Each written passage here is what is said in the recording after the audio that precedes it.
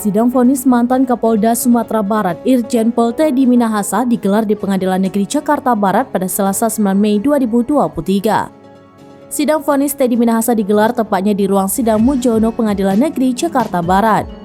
Teddy Minahasa menjalani sidang vonis dalam kasus narkoba yang menjeratnya.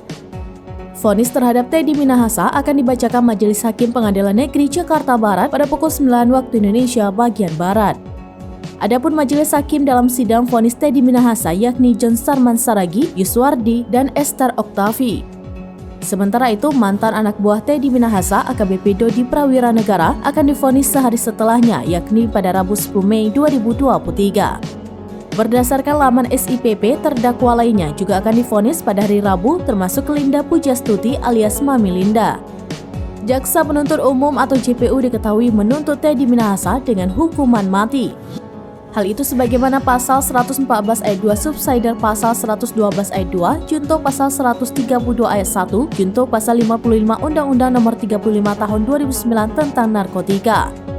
Hukuman mati dinilai pantas diterima Teddy Minahasa lantaran dianggap telah menikmati keuntungan dari hasil penjualan narkotika jenis sabu.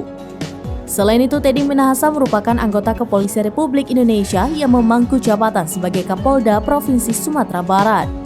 Kepala Kejaksaan Negeri atau Kajari Jakarta Barat, Iwan Ginting, mengaku optimis pasal yang disangkakan untuk Teddy Minahasa adalah benar. Meskipun pasal tersebut sempat diperdebatkan dalam sidang Pengadilan Negeri Jakarta Barat oleh penasihat hukum terdakwa Hotman Paris Hutapea. Namun JPU optimis majelis hakim akan mengabulkan tuntutannya, yakni hukuman mati terhadap Teddy Minahasa.